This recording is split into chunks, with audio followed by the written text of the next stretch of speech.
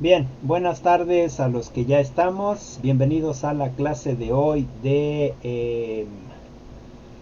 sociología. De hecho, nuestra primera clase que sería de introducción a la misma.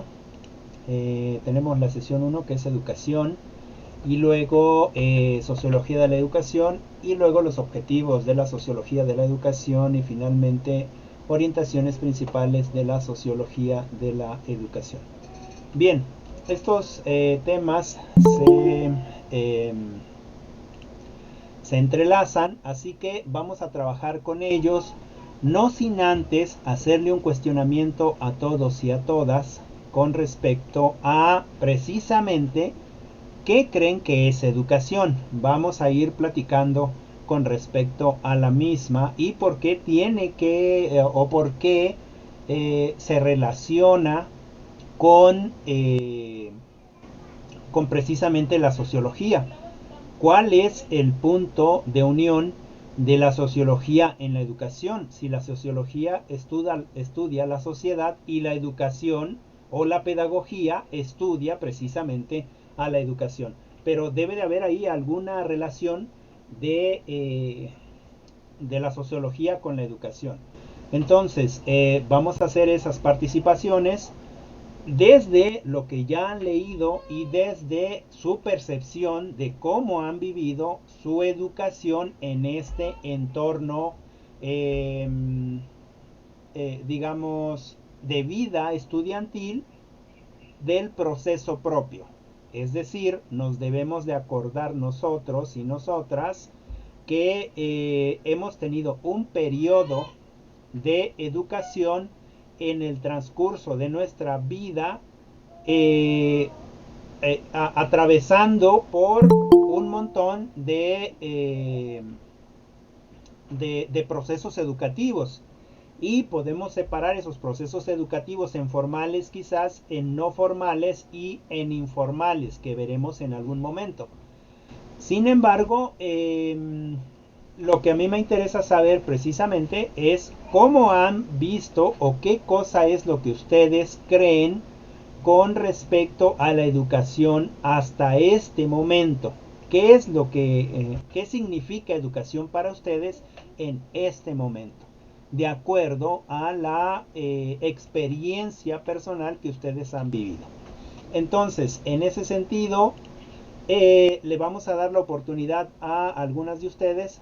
Si pueden abrir el micrófono, adelante. Me gustaría que lo hicieran. Y si no, escríbanme en lo que otras personas están participando con el micrófono abierto. Escríbanme ahí en el chat, por favor, ¿sale? Entonces, le vamos a preguntar a su compañera Claudia, coméntanos para ti qué es educación.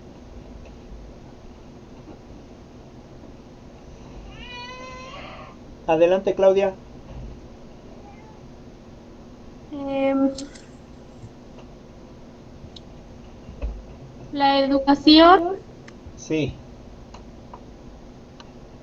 en el tema de sociología de la educación, yo creo que las sociologías son vinculaciones entre la igualdad, la equidad, la movilidad y entre otras cuestiones.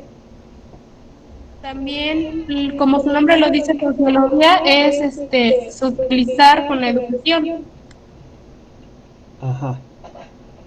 Ok, pero más puntualmente, ¿para ti qué significa educación? O sea, ¿qué significado te tiene? Sin tomar en cuenta a la sociología ahorita. Sabemos que tiene un punto de encuentro y que es muy importante y que hay algunos autores que no la tratan de manera tangible, sino un poco más, eh, digamos, fuera de la educación, sin embargo, que tiene que ver con la educación. Por ejemplo, Marx, que él no es, digamos, un pedagogo. Él no tiene relación alguno con la educación, más bien tiene relación con la gente del proletariado, es decir, la gente los trabajadores de las empresas. y él más bien tiene relación con este sentido capitalista de el mundo, ¿no? Él desde esos años tiene una visión de hacia dónde vamos con el mundo, y entonces no toca la educación de manera puntual. Sin embargo, sí que la toca en este sentido, digamos, capitalista. En ese aspecto quizás no lo sabemos, todavía no lo hemos estudiado. Sin embargo, por eso es que te pregunto qué significa para ti la educación, dejando de lado a los autores y dejando de lado lo que hemos leído. Claro, podemos tomar ciertas Sí, cosas, profe. pero para ti en este proceso educativo, desde el principio de tu infancia hasta el momento actual, ¿qué significa la educación para ti? Yo Adelante. pienso que la educación es, yo pienso que la educación es importante, Ajá, ya que es en el proceso en el cual transmitimos conocimientos y ajá, también valores en la sociedad. ok. Eh, Como quien dice, es una formación para cada persona y para que desarrollemos nuevas capacidades. Ok, ok. Muchas gracias, Claudia, por tu participación. Sí, profe. Bien, vamos a escuchar otra opinión. No sé, Cristal, ¿nos quieres comentar algo? Sí, profe. Adelante. Pues es la formación metodológica y práctica. Se Ajá, le da a cada persona en caminos como de desarrollo y de crecimiento, con ok, intención de que estén más capacitadas bueno, capacitadas y que tengan más, pues sí, conocimientos y crezcan de alguna manera en inteligencias o saberes, pues. ok, ok. Muchas gracias, Cristal. Carla nos comenta, la educación básicamente es aquella institución que es la base clave para que obtengamos habilidades, valores o experiencias hasta cierto punto. Me parece que todos vamos ahí coincidiendo. Sandra, ¿nos quieres comentar algo?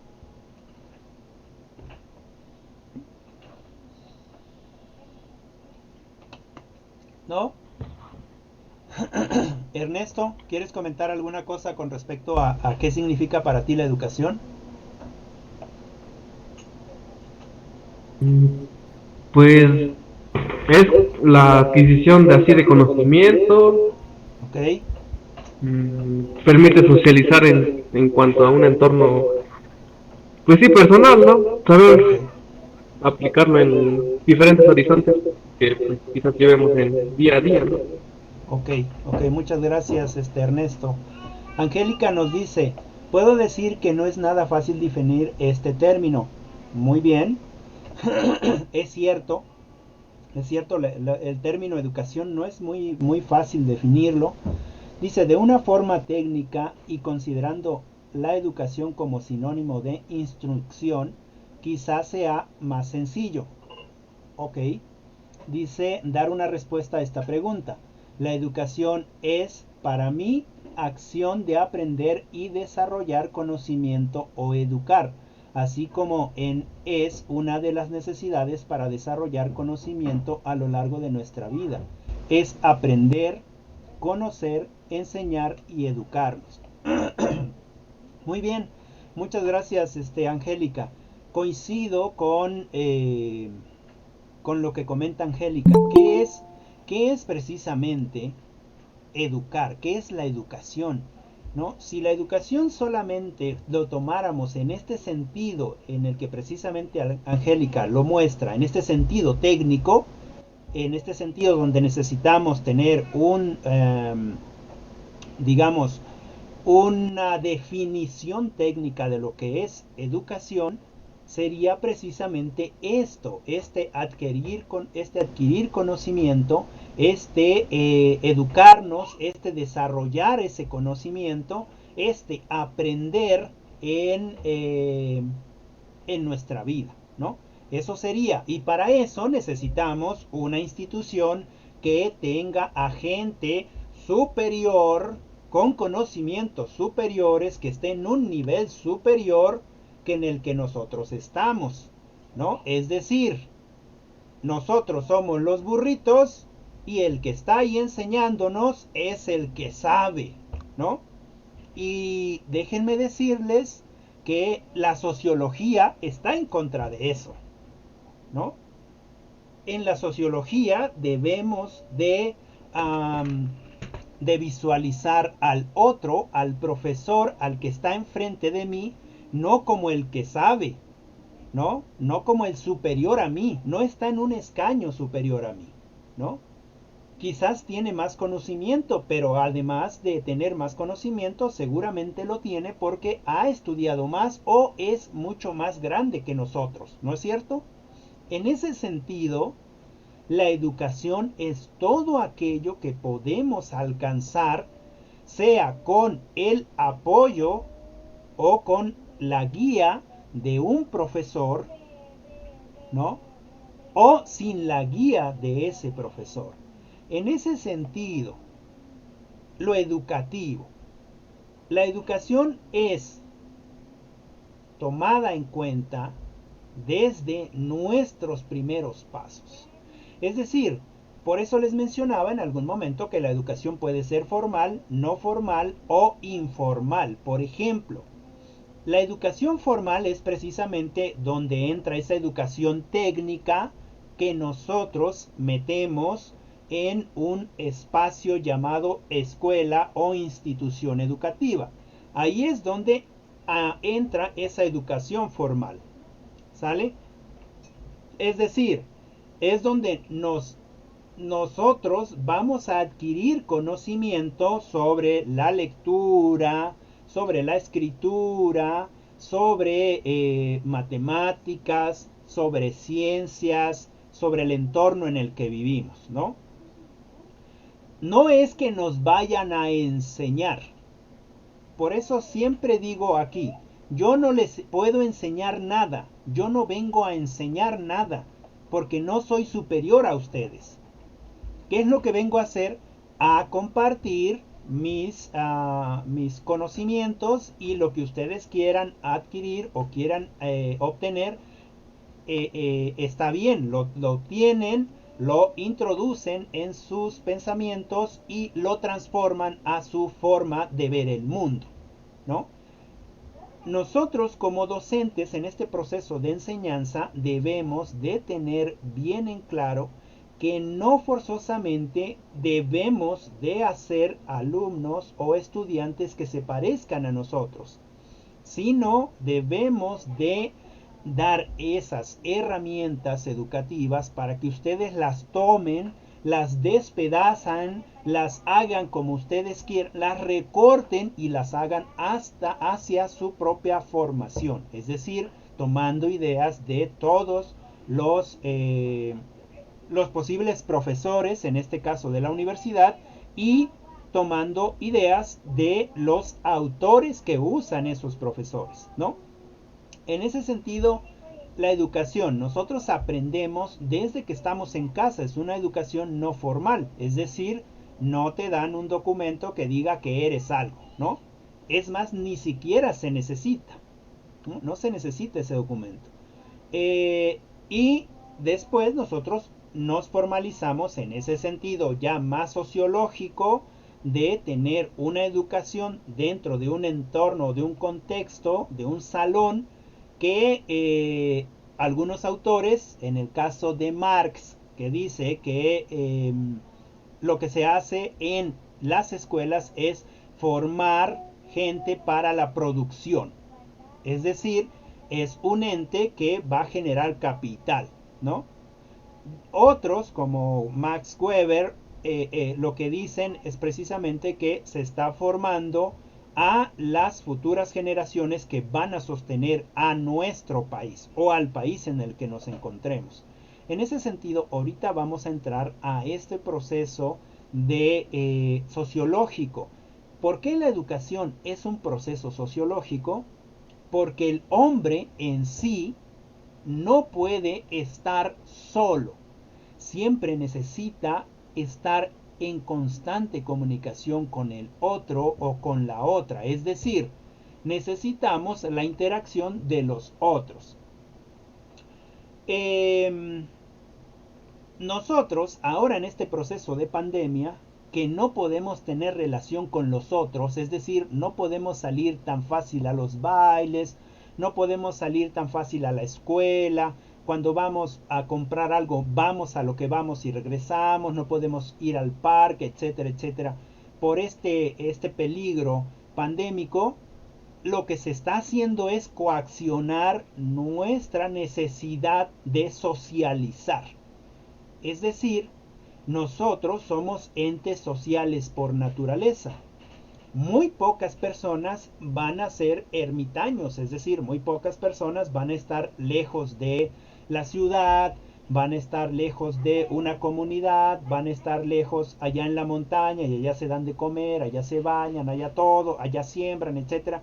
Muy pocas personas van a estar aburridas del mundo. Es decir, todos nosotros somos seres sociales.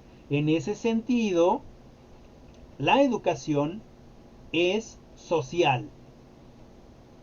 Anteriormente, por ejemplo, en China, la educación era de padre a hijo. Es decir, era una educación paternal, ¿no? Y la educación de la mujer era de madre a hija. Es decir, se educaba entre la familia. Por eso es que si un niño no tenía padre o madre, no tenía quien lo educara, ¿no? Porque la educación se transmitía así. En muchos otros espacios, por ejemplo en África, la educación también es de familia o de tribu en tribu, pero ya es más sociológica. A lo mejor no hay una educación formal, es decir, no hay una educación que les dé un documento que diga que son pedagogos, que diga que son administradores, que diga que son arquitectos, que diga que son biólogos, que diga que son informáticos, que diga que son ingenieros, etcétera. No hay un documento porque ellos hacen una educación, digamos, comunal, ¿no? Hacen una educación comunal. Y entonces precisamente la información o el conocimiento es transmitida de los ancianos de la comunidad a los jóvenes de la comunidad, ¿no? En ese sentido, la educación, y también es educación. Por ejemplo, la educación que nuestras gentes indígenas, que nuestro pueblo indígena le da a su mismo pueblo en esa educación comunal, es decir, la lengua, ¿no? La forma de pensar, el respeto a los seres vivos, esto incluye al planeta entero, etcétera, etcétera, es una educación no formal, es una educación comunal, ¿no? Que no tiene validez alguna hasta el momento en la educación formal. ¿Por qué? Pues porque a todos lo que nos preocupa es precisamente en este sentido de inserción a la creación de capital, como lo decía Carlos Marx, ¿no? Es decir, estamos estudiando para emplearnos con alguien más, ¿no? Y que nos pague por esa venta de nuestro esfuerzo, que puede ser un esfuerzo cognitivo como el que estamos haciendo nosotros ahora, o que puede ser un esfuerzo físico, es decir, yo vendo mis fuerzas o yo vendo mi conocimiento, ¿no? En ese sentido, la educación se desbarata, ¿no? La educación se desbarata. En otros sentidos, de educación, la educación debería de ser precisamente para que nosotros y nosotras nos liberemos de este yugo desigual de la educación que nos vienen imponiendo desde nuestros primeros pasos, es decir, desde que vamos al kinder, ¿no? Es más, estamos tan obligados a hacer cosas y nos presionamos tanto porque precisamente hay otros autores que dicen que lo educativo es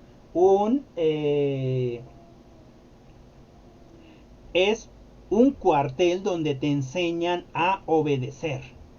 Es decir, profe, ¿puedo ir al baño? Levanta la mano si quieres preguntar algo. Es que me estoy orinando. Levanta la mano, ¿no? Y entonces ya levantas la mano, ya me oriné, ¿no? ¿Por qué? Pues porque me están estandarizando a hacer algo. Es decir, ¿por qué me debo de sentar de manera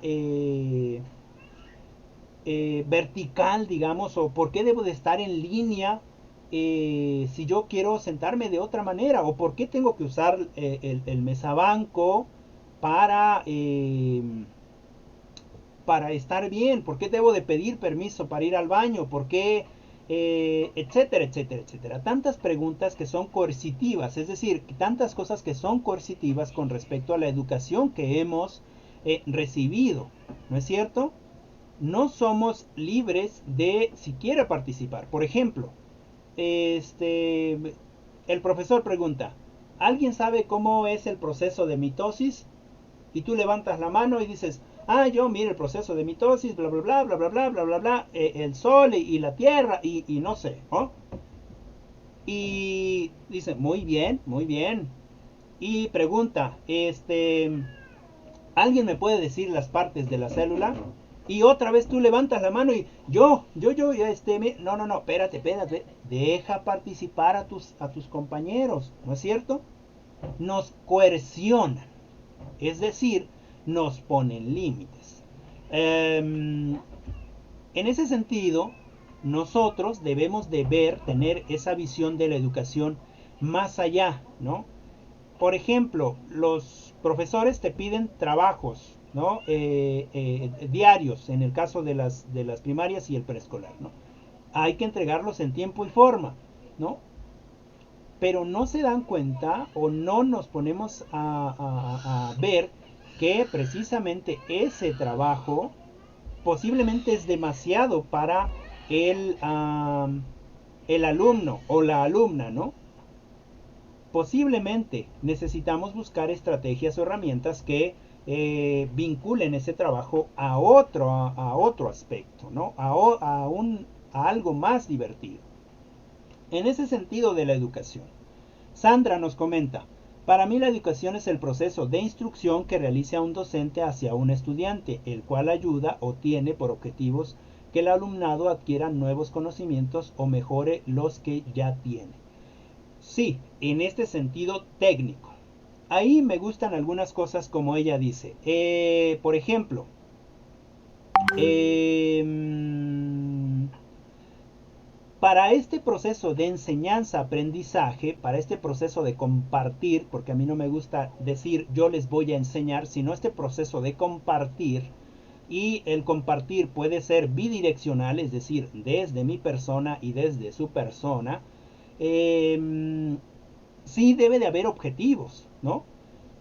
Más adelante en las materias que vayamos viendo más adelante nos daremos cuenta que precisamente todos los profesores o todas las instituciones tienen un plan y programas, es decir, tienen una línea, una visión, tienen un documento que les permita planear de acuerdo a las propuestas de visualización de la o las materias que se van a dar en ese semestre o en ese cuatrimestre, y esas propuestas deben de tener objetivos alcanzables con respecto al conocimiento que se requiere alcanzar o que se requiere que los jóvenes tengan o las señoritas tengan en este proceso de aprendizaje, ¿no? Ahí sí, es cierto, necesitamos tener un objetivo, ¿no? O objetivos. Adquirir nuevos conocimientos, ¿no? O que mejore los que ya tiene. En ese sentido, nosotros como pedagogos debemos de saber que los jóvenes, sea de preescolar o sea de primaria o de cualquier nivel educativo, vienen con conocimiento. No, pero él no sabe leer, no, pero sabe hacer otras cosas. Es decir, todos y cada uno de nosotros ya venimos con conocimientos previos, No somos una tabla rasa, ¿no? Como lo pensaban los antiguos filósofos, sino que ya venimos con conocimientos previos. Es decir, esta clase no podría ser posible si ustedes no vinieran con conocimientos previos. ¿Qué conocimientos? Pues cuando menos el conocimiento de que quieren ser pedagogos y que quieren mejorar precisamente esa forma de enseñanza-aprendizaje, ¿no? ¿Por qué? Porque quizás vieron algún profesor que les daba una muy buena clase, o quizás vieron a un profesor que era muy malo dando su clase y no aprendí nada, ¿no? Y yo no quiero llegar a ese nivel, digamos, ¿no? En ese sentido, sí, nosotros venimos ya con conocimientos. Ya tenemos conocimientos, ya tenemos ahí un primer piso, digamos, de conocimiento, y eso nos permite adquirir nuevos conocimientos. Eh, lo mismo comenta Carla, ¿no? Que hay conocimientos previos con los nuevos del profesor. Nada más debemos entender algo, ¿no? Voy a tratar de explicarme y seguramente lo voy a estar repitiendo mucho. El profesor no es superior al alumno. La única diferencia del profesor o de la profesora es precisamente que ha estudiado quizás más que ellos o que nosotros como alumnos, y que lo que va a hacer es precisamente no enseñarnos, ¿no? Lo que va a hacer es compartirnos su conocimiento. Claro, eso se los digo yo en esta idea de pedagogo.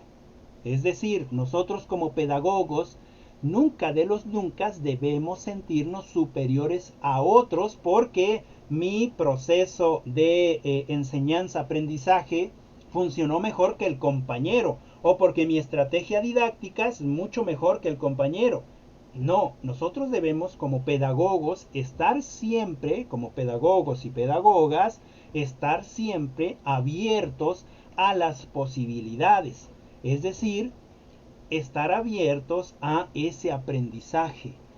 Nosotros podemos aprender desde los alumnos.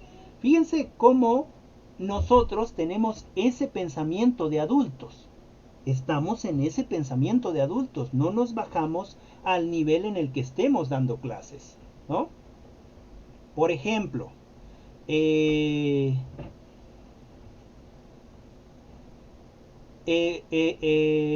Claudia, el no sentirse más que otro es parte de la educación. Claro, el no sentirse superior al otro es parte de una educación, y entonces nosotros generamos esa confianza con el alumno o con la alumna, ¿no? Cuando vamos y nos sentamos con él o con ella y platicamos como una plática normal, es decir, sin la necesidad de llegar con consejos y con que tú puedes, la vida es dura. No, no, sino llegar y meternos en su pensamiento, es decir, meternos en lo que le pasa. Porque quizás eso que le pasa también me pasó a mí. Y eso tiene que ver con el que nos pasa, del que habla Benjamín Berlanga, pero no es parte de la clase esta. Así que lo hablaremos en otro momento. Y entonces les decía, siguiendo el curso de la charla, les decía que muchos de nosotros estamos precisamente metidos ya en esta idea de ser adultos, ¿no? Porque adultos implica tomar decisiones sobre nuestro cuerpo, tomar decisiones sobre lo que vamos a comprar o no vamos a comprar, tener que trabajar, dejar de divertirnos, o nuestras diversiones cambian, ¿no? Por ejemplo, ay, es que estoy estresadísimo, me voy a divertir. Hoy sí, este fin de semana me divierto. ¿Y qué es lo que hago? Me voy a la disco, me tomo mis cubas, me emborracho, me divertí. Y bueno, igual y con tus amigos o con alguien conocido te diviertes, ¿no? llegas a eso con tus padres, etc. Pero eso de esa falsa diversión es porque somos adultos ya, ¿no? Porque ya puedo tomar mis decisiones, porque soy dueño de mi cuerpo, porque yo me pago todo, porque yo esto, porque yo lo otro, porque yo aquello. Tomamos esa idea de ser adulto, ¿no? Y esa idea que se nos queda de ser adultos es la misma idea que nosotros aterrizamos con nuestros alumnos. Ay, ese muchacho no entrega sus trabajos. Voy a poner un ejemplo, espero que no se ofenda a nadie, es solo un mero ejemplo. Voy a pedirle a Ernesto que me permita usarlo como ejemplo, es el único varón, así que, bueno, el único varón entre todas las señoritas que tenemos acá. Entonces, digamos que estoy en clases con él en bachillerato, ¿no? Yo conozco a Ernesto y tengo ese chip de adulto. Tengo ese chip de adulto. Llego a la escuela con mis problemas, mis deudas, mi esposa me deja o me está engañando, o yo me siento mal porque estoy engañando a mi esposa con otra mujer, o infinidad de cosas llego así, ¿no? Y dejo una tarea con Ernesto de hoy para mañana, ¿no? La tarea es sumamente simple, simple, ¿no? Fíjense cómo estoy pensando como adulto, con el chip de adulto, fíjense nada más. La tarea es simple, hasta un niño de secundaria la puede realizar, ¿no? Entonces, yo sé que Ernesto no es muy bueno entregando tareas. Bueno, se la dejo, a ver. Vamos a tratar, ¿no? Pensamiento de adulto, fíjense cómo tenemos ese chip de adulto, ¿no? O sea, pensamos, yo tengo problemas y ese niño no aprovecha la oportunidad de educarse. ¿Cómo es posible? Seguramente sus padres se matan, etcétera, etcétera. Bueno, llega al otro día y le pregunto de la tarea a Ernesto y Ernesto no me la trae.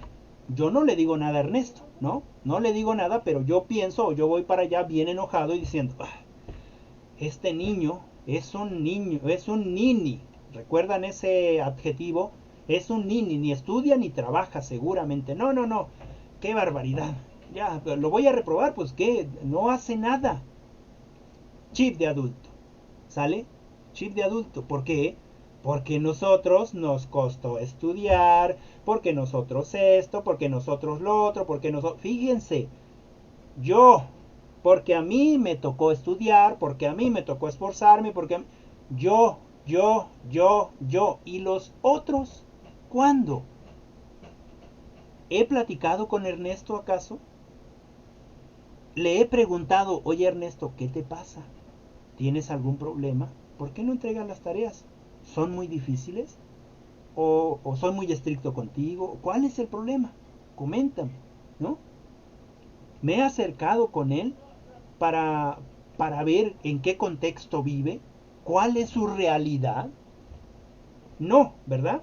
¿Por qué no? Pues porque tengo el chip de adulto. Eso es lo que pasa en nuestro país o pasaba en nuestro país cuando se les tildaba a todos los jóvenes de ninis. ¿Por qué? Porque ni estudian ni trabajan. Pues ¿cómo iban a estudiar si no hay escuelas que sean gratuitas? ¿Cómo iban a trabajar si no había trabajos? ¿No? Fíjense cómo el pensamiento de adulto de nuestros anteriores gobiernos nos echaban la culpa a nosotros, ¿no? ¿Por qué? Porque ni estudiamos ni trabajamos. Por eso es que nosotros, desde esta parte de la educación, desde esta pedagogía precisamente, necesitamos quitarnos ese chip de adulto, ¿no? O sea, está bien, ya estamos creciendo, está bien, a lo mejor ya estamos decidiendo sobre lo que queremos con mi cuerpo, con nuestros cuerpos, pero bajémonos a ese nivel en el que están nuestros y nuestras alumnas. Es que se ahogan en un vasito de agua. Pues sí, pero cuando teníamos esa edad, la que ellos tienen, ¿no? ¿No nos pasaba lo mismo? ¿No sabíamos cómo resolver las situaciones? En ese sentido, no veamos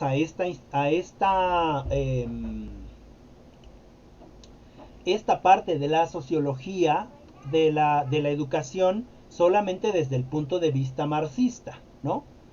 sino desde otros puntos de vista. Es cierto, Marx influye en muchas ciencias, él influye en muchas ciencias, tiene un pensamiento realmente extenso, ¿no? Y todo lo que ha escrito hace cuántos años se viene cumpliendo, ¿no? Es decir, todo lo que visualizó con respecto a la renta de nuestro trabajo se viene cumpliendo. Ahora nosotros nos pagan por rentarnos, es decir, por rentar nuestras fuerzas, nos pagan una miseria. ¿Por qué? Porque se crea gente específicamente para que no reproche. ¿Quieres? Antes se decía, ¿quieres el trabajo? O mira, allá atrás de ti hay como 20. Puedo agarrar al que sea. En ese sentido, lo educativo, ¿sale? Solamente estamos en este proceso de lo educativo. Nosotros necesitamos ver precisamente más allá del árbol que tenemos enfrente. Es decir, si yo les pongo un pizarrón blanco, imaginemos esta imagen, si yo les pongo un pizarrón blanco y pongo un punto en el centro del pizarrón, ¿qué es lo que vemos? Seguramente muchos de nosotros vamos a decir, pues el punto, ahí está, ¿no? Vemos el punto blanco. Vemos el punto que hicimos ahí en el pizarrón. Pero no vemos todo el espacio blanco que tenemos. Es decir, no vemos todas esas posibilidades que podemos tener nosotros y nosotras con este proceso educativo. Cuando te dicen ve para afuera, ¿qué ves? Ah, pues yo veo un vacío, pues doy arriba en el segundo piso y veo un vacío, no hay nada ahí, o veo un arbolito, ¿no?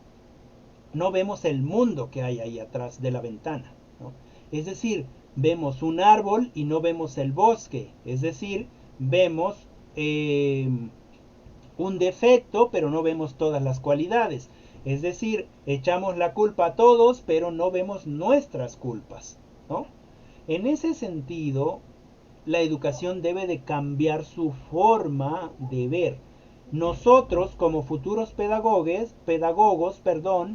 como futuros pedagogos y pedagogas, necesitamos tener esta visión diferente de lo que es educación. Es decir, necesitamos educar con amor, necesitamos educar desde el tacto, claro, necesitamos educar también desde lo descartiano, es decir, desde el pienso, luego existo, es decir, de lo racional. Debemos educar en valores, debemos educar con el ejemplo, debemos educar con pasión, ¿no? Es decir, saber llegar al corazón de nuestra juventud, al corazón de nuestros niños, al corazón de nuestros adolescentes, ¿no? Sobre todo porque en la adolescencia estamos, digamos, con este proceso hormonal y nos confundimos muchísimo. A todos nos pasa en ese sentido. Y eso es lo que se debe de trabajar con respecto a lo educativo. No sé si tengan alguna pregunta hasta ahí, algún comentario, coméntenme algo para que no me sienta yo aquí solito hablando enfrente de la computadora. Coméntenme alguna cosa o escríbanme algo. Adelante, los escucho o los leo.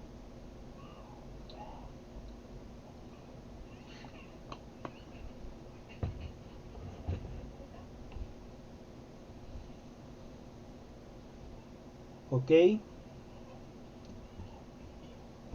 Participen, si es importante que participen. Bueno, entonces vamos continuando para que no se haga más largo esta clase.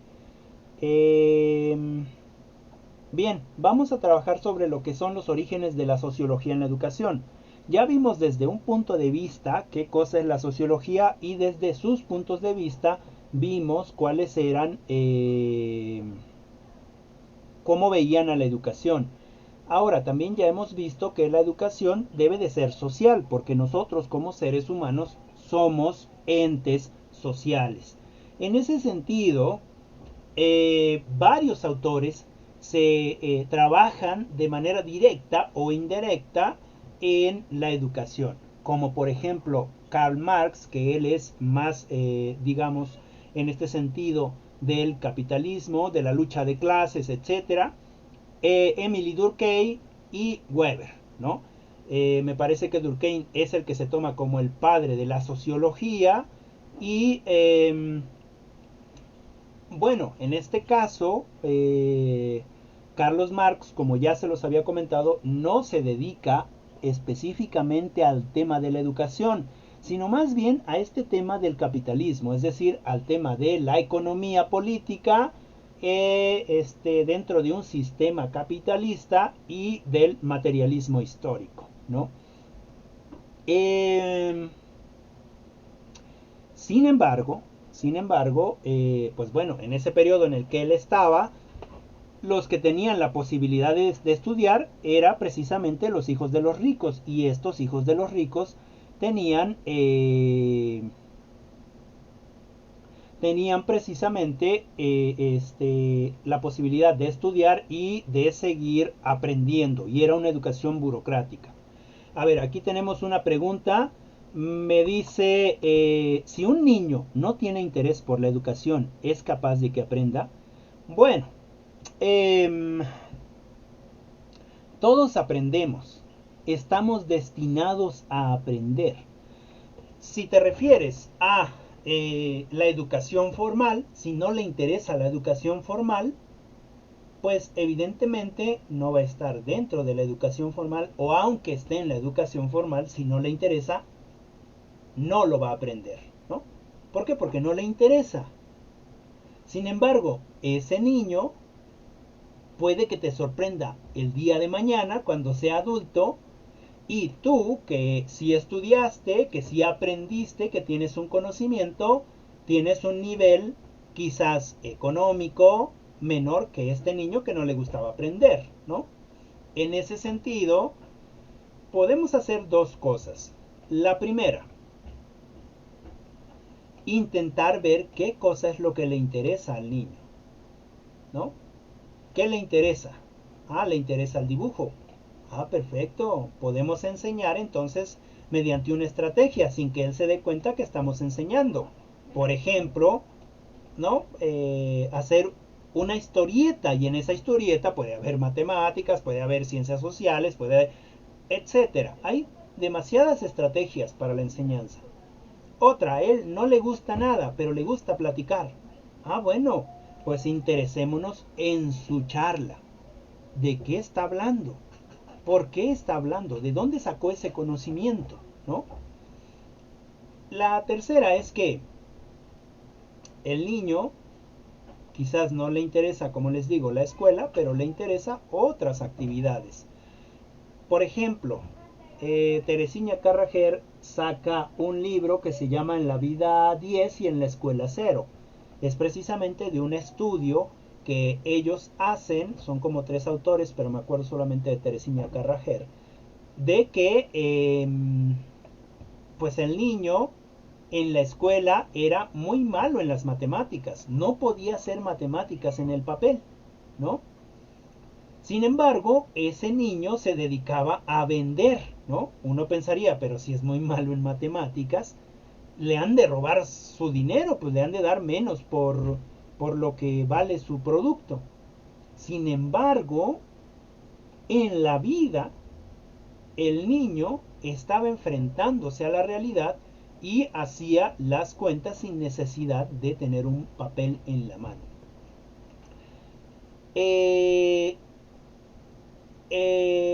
Sí, en un momento, Claudia. En ese sentido, no siempre necesitamos sacar excelentes calificaciones en la institución donde estemos. Por eso yo pugno, o yo siempre comento, que lo importante de la licenciatura en la que estamos nosotros, o de la materia en la que estamos nosotros, no es sacar una excelente calificación de 9 o de 10. Lo importante es tener un excelente conocimiento, ¿no? Porque lo que importa es lo subjetivo con respecto al conocimiento. Y esto es de evaluación, ya veremos evaluación en otras materias, en otros momentos, pero, por ejemplo, yo les evalúo a ustedes, ¿no? Yo les evalúo a ustedes. Bien, ¿y quién me evalúa a mí? ¿No? ¿Dónde está esa persona que es más capaz que yo que me puede evaluar? ¿No? Ahora, puede ser que ustedes también me evalúen a mí y lo hagan desde la perspectiva de ustedes, es decir, desde lo subjetivo. Y entonces, en ese sentido, la evaluación por lo general es subjetiva, desde lo que el profesor o el docente ve en el alumno o en la alumna, ¿no? Es muy difícil evaluar, ¿no? ¿Cómo puedo saber lo que Abigail sabe? ¿Cómo puedo saber lo que Claudia sabe? ¿No? No estoy dentro de su cuerpo, ni dentro de sus pensamientos, ni dentro de su conocimiento. Estoy fuera de.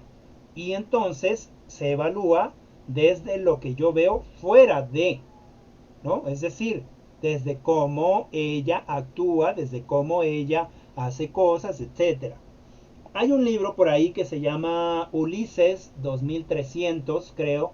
Se los recomiendo. Yo lo conocí gracias a los psicólogos porque la compañera directora le gusta mucho ese tipo de libros y se los propuso para leer porque no tenemos la capacidad de leer, nos cuesta mucho leer y entonces esos libros son novelas muy buenas y este niño Ulises tenía un gran nivel cognitivo, ¿no? Pero tenía un problema psicológico. Y entonces en la escuela donde él iba, era un alumno promedio, ¿no? Es decir, si se necesitaba que pasara con 7, entonces estudiaba para que pasara con 7, con el mínimo, con 7, ¿no? Sin embargo, lo conoce una persona que juega ajedrez, era un jugador de ajedrez, y él se da cuenta que cuando publica en un periódico estas jugadas, el niño lo resuelve, ¿no? Muy fácilmente. Y entonces lo visita, lo empieza a conocer y ve que precisamente él, el niño saca libros de matemáticas de nivel de universidad y él va en la secundaria o en el bachillerato, etcétera, etcétera. Entonces, ¿cómo sabemos el conocimiento del otro? ¿No? Si el otro sabe más que nosotros y esconde su conocimiento.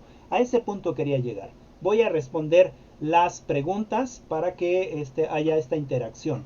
Claudia dice, ¿me puede repetir el nombre del libro? El libro se llama En la vida 10 y en la escuela 0. Está escrito por Teresina Garrajer. Ya de andar por ahí en la red, es un libro, digamos, pesado porque es una investigación, pero pueden irlo leyendo si es que lo quieren hacer así en los momentos en los que tengan tiempo. Angélica dice, opino que todos estamos interesados en aprender, pero muchas veces es la forma de enseñar de quien nos desmotiva o los obstáculos y nos buscamos estrategias para solucionarlos. Y eso suele desmotivar a los niños. Lo importante es transmitir la motivación y enseñar con pasión y no quitarles las ganas que anteriormente tenían. Claro, todos tienen esa necesidad de aprender, es una necesidad. Todos vamos con emoción la primera vez que vamos a entrar a una escuela, ¿no es cierto? A excepción creo que del kinder, todos nos ponemos a llorar, ¿no? Pero en el transcurso del día nos ponemos a jugar, hacemos amiguitos que no sabemos que son nuestros amigos o nuestras amigas y al otro día, bueno, salimos de la escuela bien contentos, hemos jugado, hemos hecho un montón de cosas, ni siquiera sabemos que aprendemos, ¿no? Pero estamos ahí porque nos gusta. Y al otro día se repite la ecuación, es decir, Llegamos, no me quiero despegar de mi mamá, de mi papá, etcétera, etcétera, pero se repite lo mismo y seguimos con esas ganas de aprender, ¿no? Quizás en la primaria no sabemos que o no sentimos esa emoción por entrar a la primaria, ¿no? Pero ¿qué tal en la secundaria? En la secundaria sí es una escuela nueva. Híjoles, ¿cómo será esa escuela? En el bachillerato, ¿no? O en la universidad ya estamos más maduros, pero sí sentimos eso, de que, a ver, ¿qué vamos a aprender? ¿Será difícil la universidad? ¿No será difícil? Los profesores nos han dicho que es difícil, etcétera, etcétera. ¿No?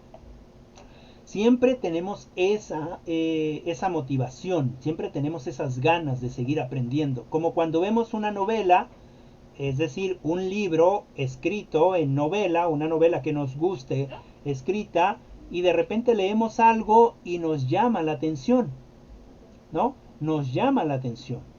Y seguimos leyendo y queremos saber más. Es esa emoción a la que debemos de llegar. Otra cosa que dice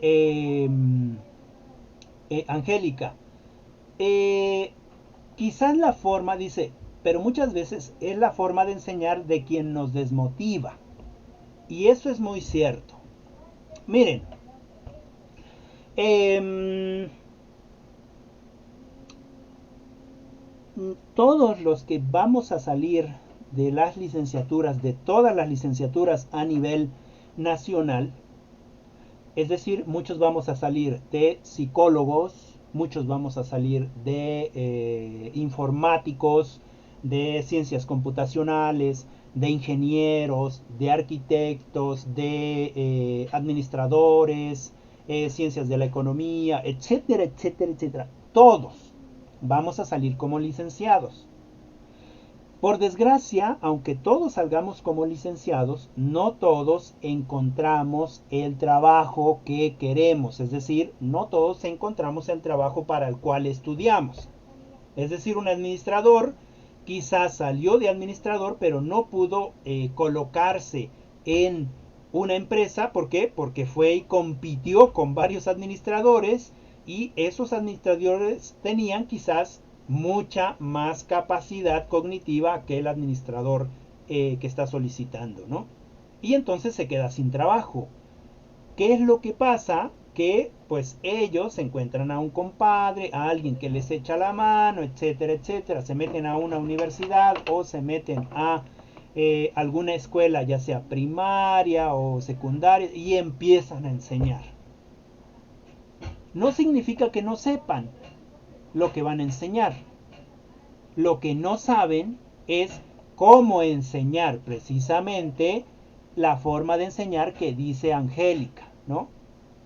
La forma de enseñar que dice Angélica. En ese sentido, todos somos licenciados y no se discute, pero no todos somos pedagogos.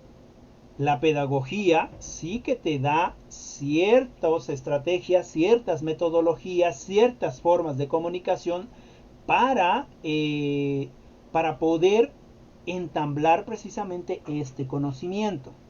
Ahora, yo he conocido compañeros que parece que son pedagogos. Por ejemplo, anteriormente un arquitecto que me gustaba su forma de enseñar y era arquitecto, no había estudiado pedagogía. Sin embargo, él sí tenía este sentido o esta idea de poder compartir su conocimiento, ¿no? Su conocimiento. En ese sentido, es un pedagogo innato, porque él se pregunta, bueno, no lo puedo explicar así, ¿cómo lo explico? Me busco una herramienta, busco otra herramienta, busco que los jóvenes comprendan lo que yo quiero decir. Dos cosas, ¿no? Todos podemos compartir el conocimiento, pero no todos tenemos las estrategias de cómo compartir ese conocimiento, ¿no? No digo que los que solamente estudiamos una licenciatura, en cualquier cosa no podamos enseñar, nos podemos convertir en pedagogos. En ese sentido, la forma de enseñar, ¿no? Hay que tener cuidado ahí. Nosotras o nosotros que estamos estudiando pedagogía, específicamente nos vamos a estar preparando para buscar alternativas, para buscar autores, para buscar información o conocimiento que nos permita hacer que nuestros alumnos puedan explotar su conocimiento, que lleguen a donde ellos quieran llegar. Ahorita contesto a las demás preguntas. Otra cosa, dice con respecto a la forma de enseñar. La forma de enseñar puede ser mala, ¿no? Yo puedo ser un mal profesor enseñando o compartiendo, ¿no? Sin embargo, los alumnos pueden aprender. En ese sentido, no solamente depende del profesor. Claro que sí tiene mucho peso el profesor, ¿no? Pero también nosotros podemos aprender sin la necesidad del que el profesor esté. En ese sentido, nosotros como alumnos debemos de aprender con el profesor, sin el profesor y a pesar del profesor que tengamos, ¿no? A lo mejor un profesor es muy exigente y te regaña y te insulta y te... Bueno, es su forma de enseñar, ¿no? Es su forma de enseñar y quizás no tiene estas bases pedagógicas. Bueno, que me sirva de experiencia para que yo, lo que estoy sintiendo con ese profesor, no lo sientan mis alumnos conmigo cuando yo esté dando clases, ¿no es cierto? Ahí no debemos de echarle la culpa al profesor.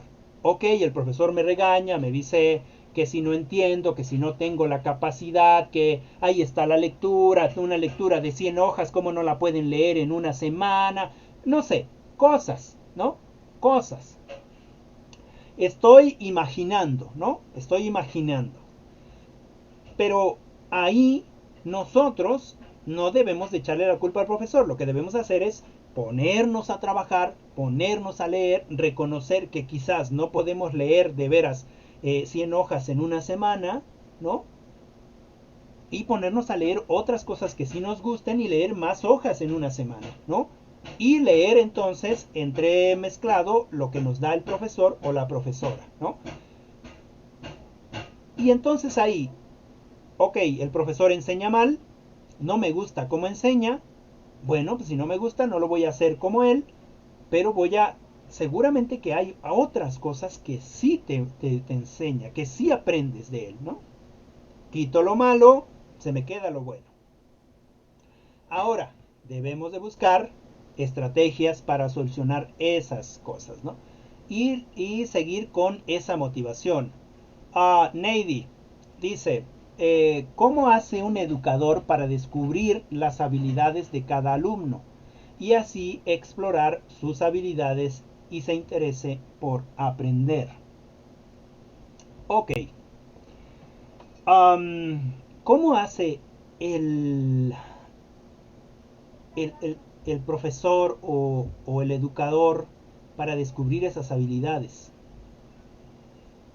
Yo creo que el educador siempre quiere descubrir habilidades que él tiene en mente, ¿no?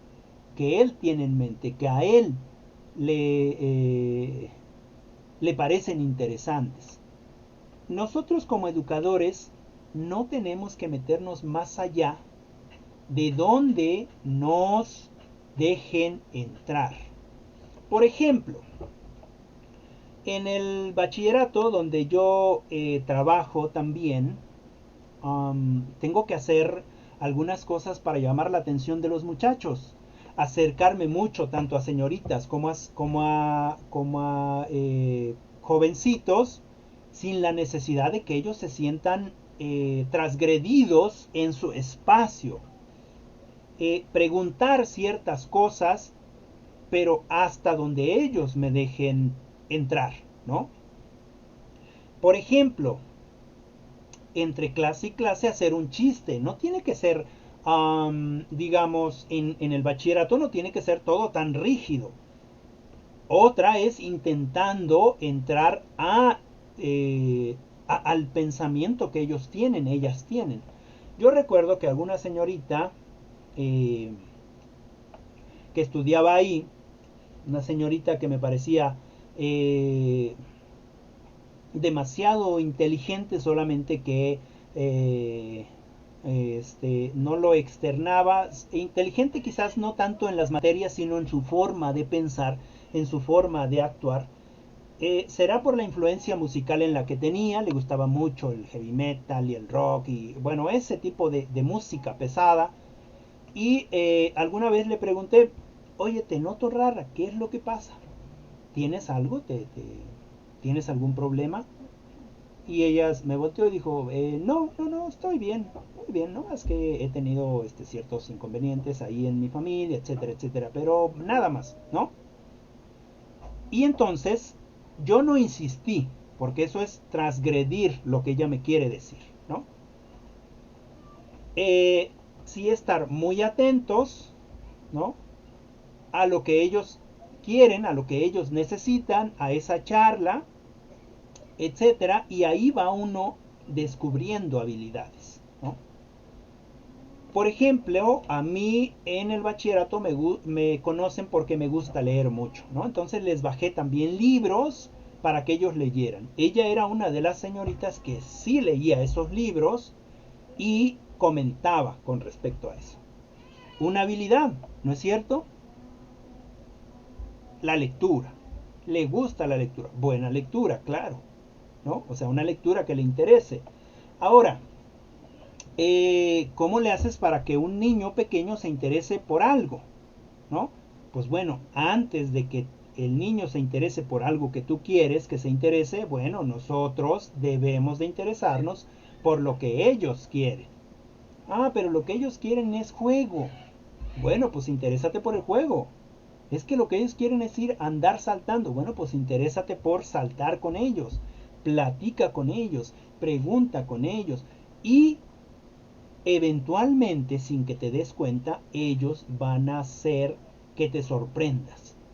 Es decir, van a sacarte conversaciones que tú no esperas de un niño de 6 años o de un niño de 7 años.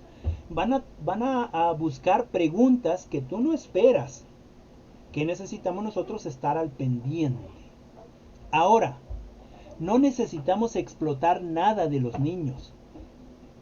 Miren, por lo general, nosotros como padres presumimos a nuestros hijos. ¿Por qué? Porque nosotros no logramos alcanzar eso que ellos están alcanzando. Ah, le presento a mi hijo, es mi hijo, o mi hija, es doctora, ya se tituló, ya está trabajando, o es enfermera. No, sí, mi hija es licenciado en Derecho, ¿no? Presumimos lo que no nos costó a nosotros, ¿no? No debemos explotar a los niños. Es decir, ¿por qué les pedimos que tienen que leer algo que ellos no quieren leer y que lo tienen que entregar en tal momento? ¿No? Eso es explotar. Es que yo quiero que sea un explotar todas sus habilidades. Sí, pero a lo mejor una de sus habilidades es que juega mucho el fútbol. No, pero es que eso no. Va a ser futbolista. Hay que explotar las habilidades, ¿no? Eso es lo que queremos.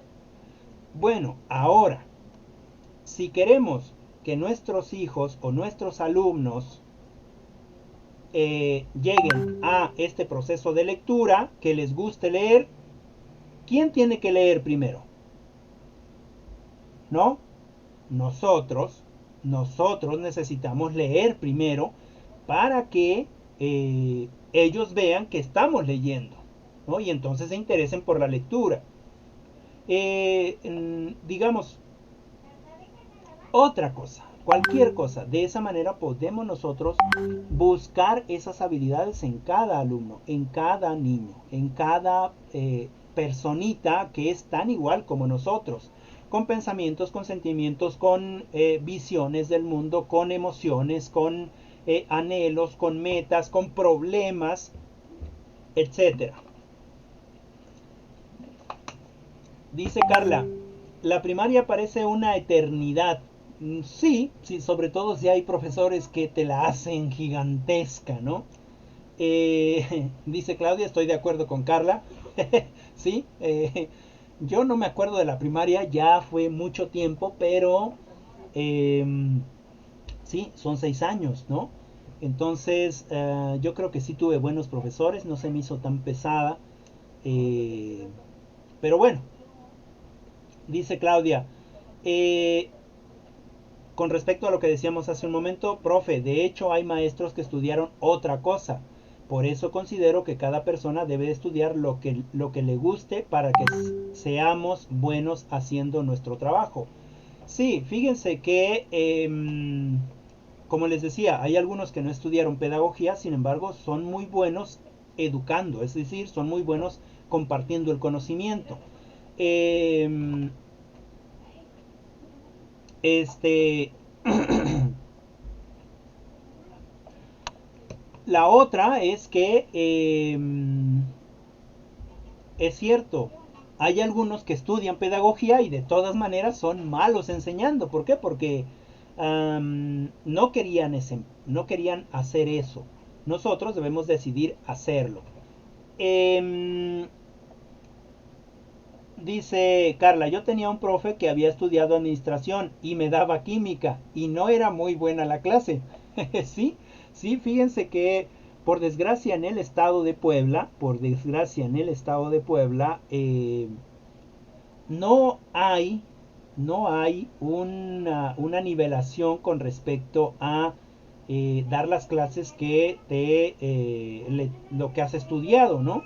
Yo, por ejemplo, di biología, ¿no? Y no me gusta la biología, ¿no? Y ya se imaginarán la clase. Digo, sí me preparaba y sí hacía yo todo mi trabajo, pero obviamente, una, no te gusta la biología, dos, no eres bióloga, tres, no quieres dar clase de biologías, ¿no? ¿Por qué vas? Pues porque tienes que hacerlo, porque no hay nadie más que lo haga. Ahora imagínense cómo salieron mis muchachos de biología, ¿no? Claro, aprendimos muchas cosas porque después de la primera clase, obviamente uno se va preparando y seguramente los primeros que les di biología salieron muy malos en biología, pues el profesor lo era. Los segundos que salieron de biología ya no fueron tan malos, ya fueron medio malos. Y así di por 2 o 3 semestres hasta que quizás no creo que se hayan hecho buenos en biología, pero al menos ya conocía algo, ¿no? De biología y ya podía yo seguir investigando y haciendo cosas, ¿no? Es decir, tiene que ser también acorde este proceso educativo con el proceso de, de lo que estás hecho.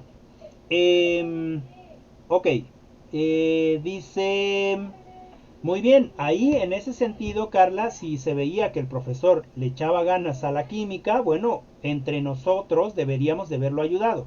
El problema es que nosotros como adolescentes de prepa somos más egoístas y bueno, el profesor debe de saber de lo que me está enseñando, ¿no?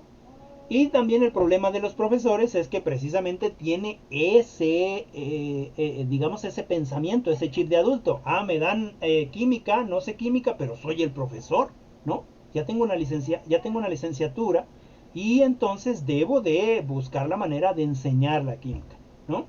En el mejor de los casos, en el peor de los casos, de por sí ni van a aprender, ya que le hagan como puedan, ¿no? Eh, Dice Carla, en este caso, que todo era mecanizado. Sí, repetitivo. Eh, ok, dice Carla, antes de leer el de Neidy, dice, yo creo que es muy importante que el profe de su especialidad, biología, sí me la dio una bióloga. Ok, es cierto. Es mucho mejor porque aunque no tenga el conocimiento pedagógico de cómo enseñar biología, pero sí tiene el conocimiento técnico de lo que es la biología y entonces te va a hablar con más certeza. Neidy dice, en un video que vi ayer decía que el aprendizaje dependía un 50% del educando y 25% del educador. Miren, el educando, bueno, para hacerlo más entendible, nosotros como los que aprendemos, es decir, el educando, yo, el que aprendo, el alumno, es cierto que depende mucho de mí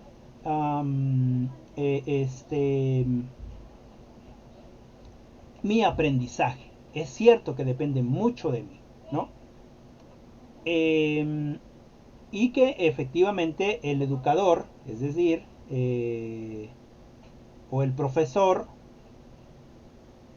sí debe de poner un porcentaje.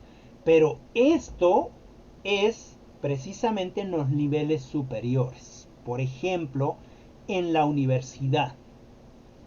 En la universidad el que debe de ser autodidacta es el alumno o la alumna, es decir, el estudiante en general, ¿no? El estudiante en general. Eh, para que no dependa del profesor o de la profesora. En el caso de niveles inferiores es menos. Casi en algunos niveles nosotros debemos de ser conductuales, es decir, conducir al niño o a la niña, ¿no? ¿Por qué? Porque están aprendiendo. No podemos dejar a un niño de 6 años, 7, 8, 9 o de 12 años que él investigue o que él obtenga el 50% de su aprendizaje. Eso no es posible, ¿no? Por eso nosotros estamos ahí como guiadores, ¿no? Como guiadores. En ese sentido, sí, esto se aplica, por ejemplo, para este nivel de universidad. Nosotros como universitarios, universitarias, debemos de tener precisamente el, esta independencia del profesor. El profesor no me va a venir a dar todo, ¿no? Yo tengo que ver si lo que dice el profesor o la profesora es cierto e investigo o hago más grande mi conocimiento y después argumento. Eh, este, ya para ir terminando, dice Neidy, si me permite lo puedo compartir para verlo, ya que habla sobre todo lo que estamos hablando ahorita. Si gusta le mando el enlace para que usted lo pueda poner. Bien, yo sí le pediría a Neidy que envíe el enlace al grupo mejor. Envías el enlace al grupo y ya nosotros lo vemos cada quien en nuestra casa, reforzamos y de ahí sacamos algo también para comentarlo en la siguiente clase porque ya casi vamos a llegar a las 2 horas y entonces bueno, también se me hace un poquito pesado para todos, ¿no? Entonces, si nos lo mandas en el grupo, Neidy, te lo agradeceríamos mucho para que lo viéramos y compartiéramos la próxima clase, ¿no? Compartiéramos la próxima clase. Bien. Para ir finalizando, sí debemos de trabajar estas lecturas. Debemos de saber que estamos precisamente basando nuestro conocimiento no solo en lo que les da el profesor, sino que en los autores que se nos dan ahí, ¿no? En los autores que se nos dan ahí. Bien, yo creo que vamos a ir cerrando, No sé si tengan alguna otra duda o alguna otra pregunta. Sí les propongo lo que Neidy nos comparte, que lo veamos y que comparemos lo que estamos hablando, ¿no? Muy bien, no, ninguna pregunta. Ok, bueno, entonces vamos a finalizar la clase aquí, la vamos a finalizar. Si no, si seguimos hablando, bueno, nos da para mucho el tema, pero vamos a finalizar la clase y les voy a dejar la tarea de esta clase siguiente. Recuerden mucho a estos autores, Max Weber, Karl Marx, Popper y otros que venían ahí, porque vamos a trabajar precisamente con ellos, con esos autores más, más seguido. Entonces, tarea. Gracias Neidy por el video, también ya me llegó al grupo, lo vamos a visualizar. Es importante que si alguno de ustedes también en este sentido de aportar tiene también algunos materiales, también compártalo, ¿no? Es importante, entre más compartamos cosas entre nosotros, más generamos el conocimiento. Entonces, muchas gracias Neidy. Y bien, sesión 3, vamos con la tarea. Sesión 3 es una lectura, solamente es la lectura de la antología de YEDEP. Así que se van a ver ahí dos temas, que son,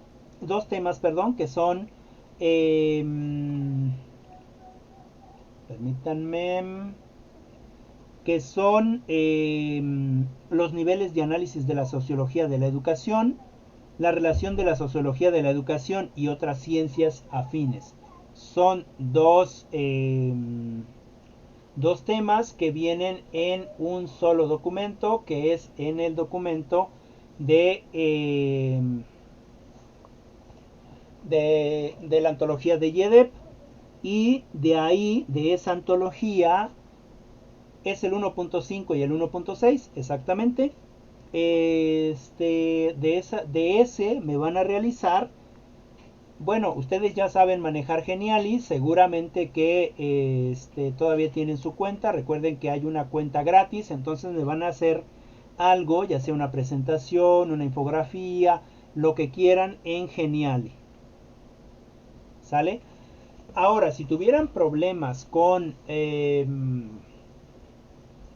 digamos, con descargarlo y ponerlo en PDF o ponerlo en algún otro, en imagen o en algún otro formato, lo que podemos hacer es correr ese programa, es decir, que funcione, y lo grabamos con el celular, que seguramente no va a ser muy grande, y eso es lo que me mandan, ¿sale? Para que no tengan algún inconveniente. Bueno, ¿tienen alguna pregunta con respecto al trabajo? ¿No? Yo tengo un problema, profe. Adelante, dime. Lo que pasa que por la pandemia ya no han abierto el ciber y yo no cuento con computadora. Oh, sí, sí. Sí, ahorita está estamos más en rojo, creo. Y bueno, lo que puedes hacer es bueno, sorpréndeme, pues algo que sea parecido, pero tú inténtalo. Y ya lo tomo como de ahí de genial. Todos los demás también lo mismo. Si no pueden, yo no les digo que se vayan a un ciber. Si tienen internet en casa, háganlo en casa. Y si tienen los elementos, háganlo en casa. Y si no, entréguenme por favor algo que sea parecido, ¿no? Pueden hacer quizás un video, explicación o algo que ustedes realicen, pero con, digamos, con... Se me fue la palabra. Que le pongan de su parte, pues, no recuerdo la palabra. Ok, de la tarea, Ernesto, es que hicieran esto en Geniali, pero si no lo tienen, lo pueden hacer en otro formato. Puede ser un video, puede ser algo que ustedes hagan, pero que salga de ustedes, como algo nuevo que ustedes quieran realizar, ¿sale? Sí, en esa presentación nada más es una lectura y ahí están los dos temas. Carla, ¿alguna otra pregunta, Claudia? No, ninguna, profe. Ok, bueno, cuídense mucho, no salgan, no se expongan. Si tienen que ir a trabajar, con mucho cuidado. Y pues nos veríamos la próxima clase el día martes de sociología, y mañana nos vemos a la hora que sí tenemos clase, que es a las 11, me parece, a las 11, a las 12 creo, ¿verdad? A las 11 tenemos clase a las 11, y tenemos la clase de filosofía. Bien, que tengan una bonita tarde y nos estamos saludando el día de mañana. Cuídense mucho. Hasta luego, Carla.